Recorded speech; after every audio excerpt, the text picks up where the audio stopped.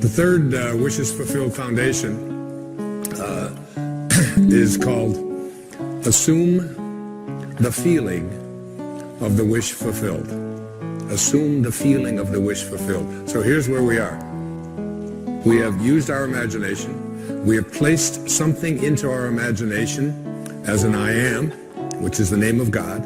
I am strong, I am healthy, I am kind, I am prosperous, I am getting the job that I'm applying for, I am whatever it might be, I am. And then you have practiced calling it as if that which does not exist as though it did. And then you move now from the world of the intellect, because understanding something intellectually is very different than understanding something spiritually. To understand something spiritually, you must experience it. And in order to experience it, you have to experience it in your imagination as an I am, but you must be able to feel it. Our feelings are the things that take place in our body. It says, Neville says, and I have this on next to my bed where I live in Maui, make your future dream a present fact by assuming the feeling of the wish fulfilled. So whatever it is that you would like to experience in your life, remember, your imagination is yours. Everything that now exists was once imagined. Therefore, everything that is going to exist must first be imagined. Okay? Henry David Thoreau had probably the greatest definition of success that I have ever heard. He said, if you advance confidently in the direction of your own dreams and endeavor to live the life which you have imagined, you will meet with a success unexpected in common hours. It will chase after you if you can place into your imagination what it is that you would like to attract and begin to feel it. Listen to Neville. This is one of my most favorite quotes from The Power of Awareness. That which you feel yourself to be, you are. And you are given that which you are. So assume the feeling that would be yours were you already in possession of your wish. And your wish must be realized. So live in the feeling of being the one you want to be, and that you shall be. Every feeling makes a subconscious impression. And unless it is counteracted by a more powerful feeling of an opposite nature, it must be expressed. Your feelings are different from your thoughts. Your feelings are what you experience in your body. The dominant of two feelings is the one expressed. I am healthy is a stronger feeling than I will be healthy. I am healthy says I feel healthy, and I feel healthy. I feel great. I don't determine if I am well on the basis of what it says on a piece of paper or on the basis of what somebody else out there tells me. I live my life feeling within my body that I am strong, I am capable, I am able. And that is not just something that I say. It's not just an affirmation. An affirmation is an intellectual exercise. This is a spiritual knowing within that I am well. I am content. I am prosperous. But the words that Neville used there are the subconscious. Every feeling that you have makes a subconscious impression upon your body and upon your awareness. Now, you need to understand the subconscious mind of yours. Your subconscious mind rules your life. 96 to 97% of everything that you do is done as a result of your subconscious mind. And when your subconscious mind gets programmed, it goes ahead and responds to whatever it is your conscious mind has placed into it. I was 18 years old. I was in the United States Navy for 4 years. And they sent me to a school in Bainbridge, Maryland, to become a radioman and a cryptographer. And we spent an hour a day, every day, for the first 3 or 4 weeks we were there, on a typewriter, learning Morse code. Okay? And my conscious mind had to program my subconscious mind. Now, this subconscious mind of yours is operating all the time. You're sitting here watching a television show. You got up, you picked up your remote control, you turned the channel on, you got dressed, you ate lunch, you went to the bathroom, you go to work, you get into your car, you drive to work, you don't think about what I'm going to do. Everything that is going on in your life, everybody in here in this room, you got here through your subconscious mind. You didn't have to think about every single thing that you were doing, but there was a time when you did in order to learn that. This habitual subconscious mind of yours rules your life. So I'm 18 years old, I'm taking Morse code. Here's the alphabet, a little bit of it anyway. Da da da da da da da da da da da da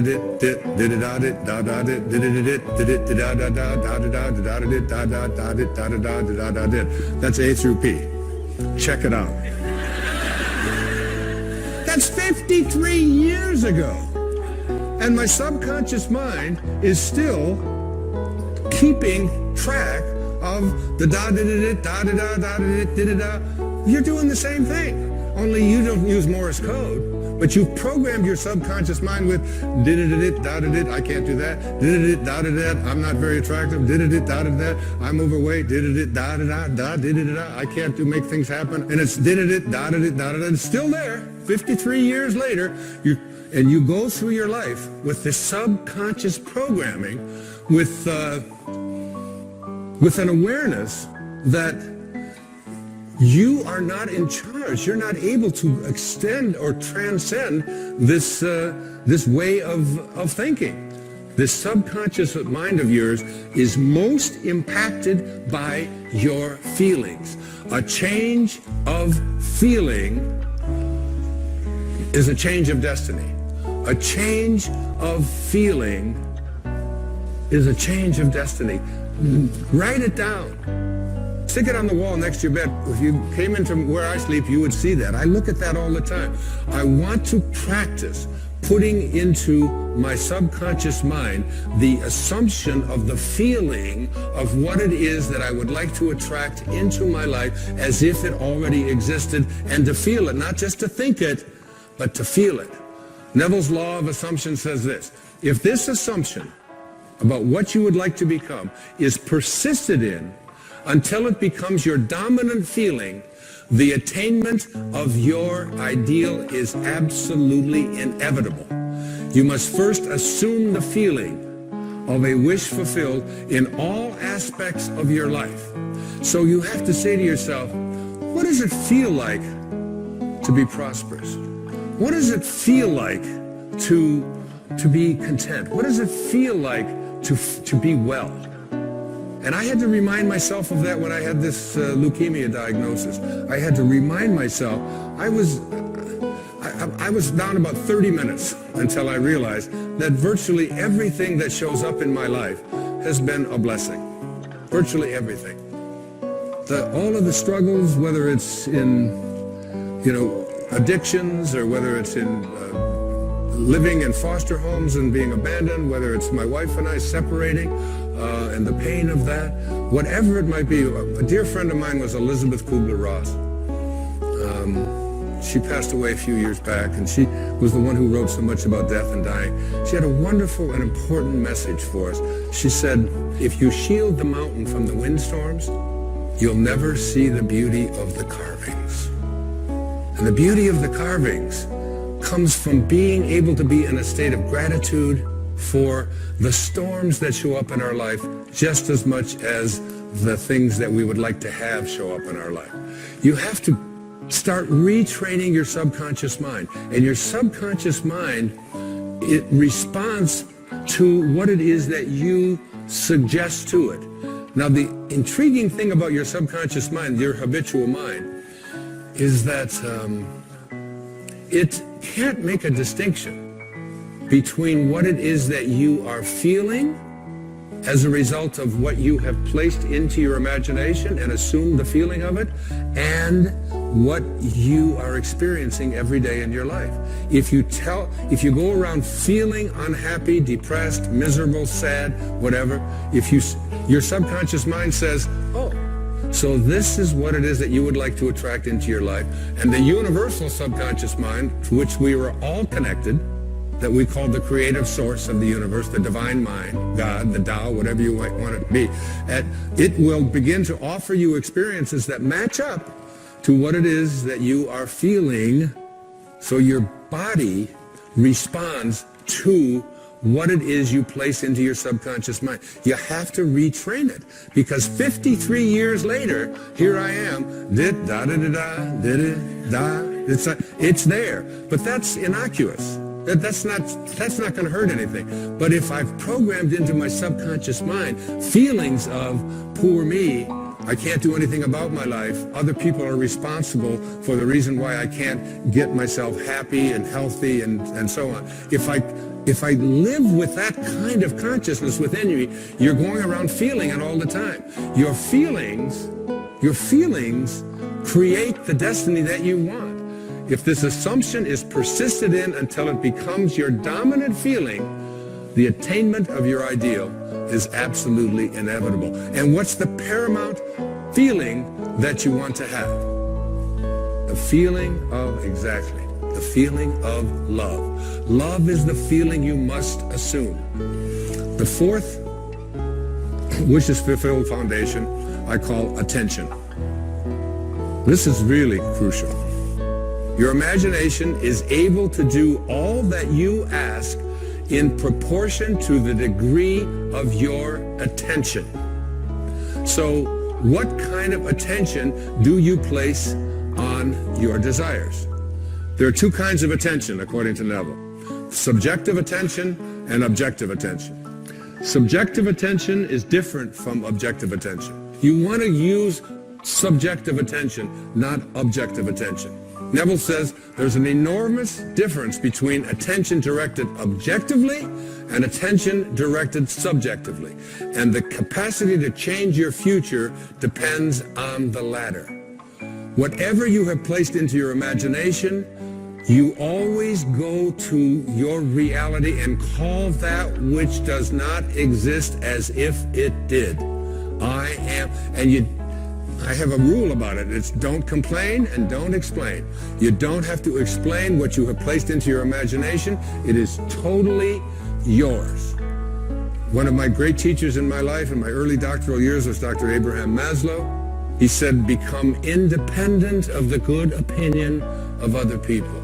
Trust yourself.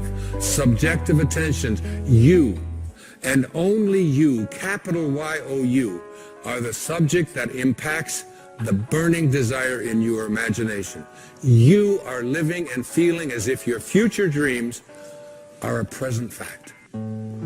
Objective attention, you become the objectified result of other people telling you what you can't do, what's impossible, and so on. Subjective attention, mine is mine. I have an image that I use, I call it the super glue method. And when I have an intention about what it is, including doing this program, when I have an intention about making this program a reality, and it involves a lot of money and a lot of expense, a lot of people, a lot of things have to come together. It involves going over into my writing space every single day, never giving up on it. Even if I don't feel like writing, 4 or 5 hours every single day, because I superglue my intention into my imagination. And I don't allow anybody else's opinions to do anything to distract from that. I don't care if they tell me I can't do it, or if it's impossible, or it costs too much, or we can't do it. My intentions are superglued there. And I have that do not disturb sign placed on my imagination, and it is mine. Use this. Don't allow anybody else's opinions. Don't allow what it says on the internet. Don't allow the research. Don't allow what anybody out there tells you is possible or not possible for you. I mean, it really does work if you just put in the minimal effort that I've been speaking about realizing how powerful your imagination is and assuming the feeling of what it is you want to be, as if it already were your reality. A change of feeling is a change of destiny. The fifth foundation, the wishes fulfilled foundation, I call it Now I Lay Me Down to Sleep. And it is about the most practical of all of the 5 wishes fulfilled foundations. This is something that you can do when the show is over, tonight, when you go to bed. In the book of Job, there is a very important statement. The statement says, in a dream, in a vision of the night, when deep sleep falls upon men while slumbering in their beds, then he opens the ears of men and seals their instruction.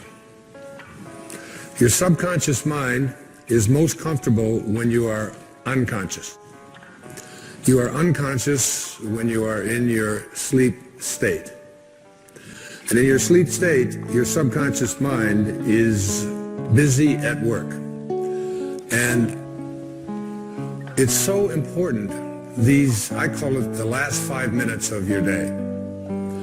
So you get into bed, every day you get into bed, you get ready to go to sleep, and you are now you're in that state between being awake and being asleep, where you're getting drowsy, and you are going to marinate for the next 8 hours in your unconscious, subconscious mind. You're preparing your marinade. And the question is, how do you want to prepare yourself for having your instructions sealed? Your ears are opened and your instructions are sealed. So most people use the last 5 minutes of their day as they're about to enter into sleep to review all of the things that they don't like, and all of the things that didn't work, and all of the people that hurt their feelings, and all of the stuff that is going on in their life that they wish weren't happening. This is their worry time. This is the time when you fill your mind with all of this stuff, and then you go off into sleep, and he opens your ears and seals your instructions while you are slumbering. That's right out of the book of Job. So what you want to do is reverse this practice, because your subconscious mind is listening to how you are asking the universe to provide for you what it is that you would like to attract or manifest into your life. And if you fill your subconscious mind with all of the things that you don't want, that you don't like, that make you unhappy, that make you depressed, that make you worry, then your subconscious mind, which is impersonal, and remember, it can't make a distinction between what it is that you are feeling as a result of what you place into your mind or what is actually happening in your life. It doesn't distinguish one from the other. It's totally impersonal. It's just open to suggestion. And here you are suggesting to your subconscious mind, which will, when you awaken, you will align with the universal subconscious mind, the one mind. You know, there's millions of people out there in the world. There's millions of you watching this program. And you can see the difference between each and every one of you on the basis of your appearances. But there's only one mind. That's what the great spiritual texts all teach us. So now, if you program your subconscious mind to tell yourself, to go over all the things you don't want, all the things you don't like, all the things that shouldn't have happened, all the ways that you were mistreated, all about how terrible the economy is. And, you know, we live in a fear-based world. You want to shift away from that kind of consciousness and use the last 5 minutes of your day to program your subconscious mind with what you have placed into your imagination with your I ams. I am well. I say it to myself every night, especially when I get into that that state, you know, that weird state where you're sort of half awake and you're half asleep, and you know you're heading towards that sort of that subconscious place. And I just remember what it says in the book of Job. I don't want my instructions sealed by going over, I am sick, I am poor, I am unhappy. I just say, I am content, I am lucky. When I wake up in the morning, I don't say, oh, good God, morning. It's the reverse. I say, good morning, God. You know, it's like being grateful rather than being in that place where the things that you don't want are what you have programmed your life to be. I always think of this as, you know, like you have a currency. And if I were to give you currency to go out and purchase what you want, and every place you went, you took this currency that you have to purchase what you want, and you purchase what you don't want, and then when you get home and you wonder why your house and your life is filled with everything that you don't want, it's because you're insane. That's just insanity. It is. I mean, why would you take the currency that you have to buy what you do, that's there for what you do want, and spend it on what you don't want? Well, the currency that you have for attracting into your life what you would like to have are your thoughts and your imagination and your I ams, your God consciousness. Why would you use it to say, I am unable, I am unlucky, I cannot, I will not? You're throttling, that's what it says in the I am discourses, you're throttling that great I am presence that is located within you. And so the last 5 minutes of your day, as you're about to marinate for 8 hours in your subconscious mind with your unconscious state, you want to go into that state. Even if your senses tell you, oh, you're just fooling yourself and so on. You don't want to use your senses and the internet and other people's opinions, what you see, what you hear. You want to let go of all of that and recognize that anything that you want to attract or create for yourself in your life begins with what you have placed in your imagination and have assumed the feeling of that wish fulfilled. And now you're going to practice it because I've been trying to getting stuff out of your subconscious mind is a big job. It really is. Most people are just not willing to do what it takes. I still can't get the Morse code out of my subconscious mind. I need to have a major deprogramming thing. There's that exit sign. It's always there. But that's just harmless. What isn't harmless is, placing into your subconscious mind all the things that you're reviewing about what you don't like, about what didn't happen, about who mistreated you, about how sad you are, about how this can't happen. You are a creator. Neville put it this way. He said, the feeling which comes in response to the question, how would I feel were my wish realized, is the feeling which should monopolize and mobilize your attention as you relax into sleep. How would I feel were what it is that I would like to attract and create? And I don't care what it is, whether it's about the condition of your body, the disease state that you're in, the fact that you've been overweight for 3 centuries or 3 decades or whatever it is, the fact that you've been addicted, you ignore it. Even if you're drinking the coffee and doing the drugs and drinking alcohol or eating the sugar and so on, ignore what your senses tell you. Ignore what you see on the scale. Ignore all of that and say, I am sober, I am healthy, I am well-being, I am content, I am happy, I am perfect health. Because ultimately, that's how you will attract it. You have to be able to see the wish fulfilled already in advance and call those things which do not yet exist as though they do. Now, as I get ready to conclude this program of love, there are 2 really significant things. You've gone to sleep. You've programmed your subconscious mind. And I want every one of you watching this show, I want you, when you get into bed tonight, just try it tonight. Instead of using these 5 minutes to review what you don't want, review everything that you've placed into your imagination. And keep this in mind when people say to me, and they say it to me all the time, what if I do everything that you say and it doesn't work? It just doesn't work. The student should constantly remind yourself, if it doesn't feel natural, it isn't going to work. Okay? But does it feel natural for you to say, I deserve prosperity? Does it feel natural for you to say, I deserve to be in a state of well-being?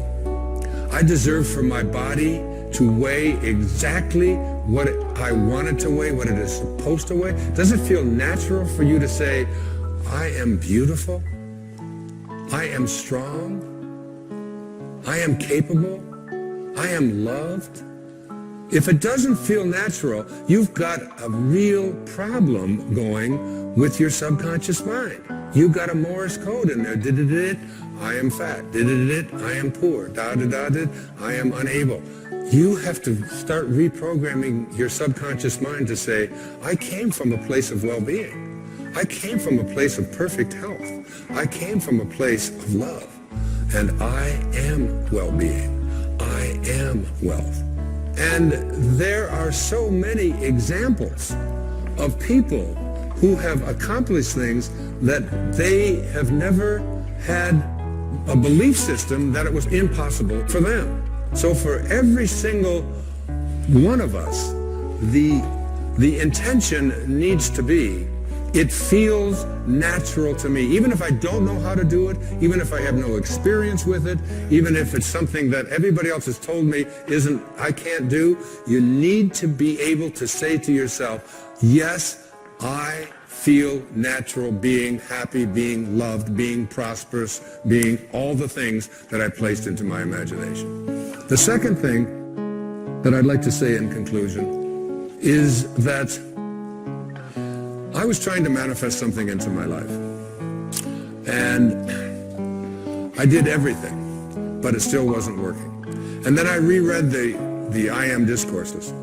And one of the things that it says in the I Am discourses that is very, very powerful is that as long as you are having any thoughts of condemnation, criticism, or judgment towards any of God's children, you are throttling the great I Am presence within you that is God.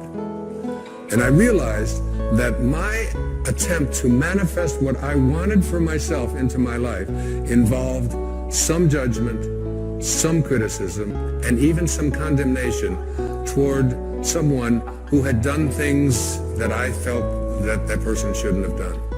And when I let go of the judgment, and I let go of the condemnation, and I let go of the criticism, almost instantly what it was that I was looking to manifest showed up in my life. You can't have any thoughts towards any of God's children that involve criticism, judgment, or condemnation. We are all just doing what we know how to do. And we can't ask any more of anyone.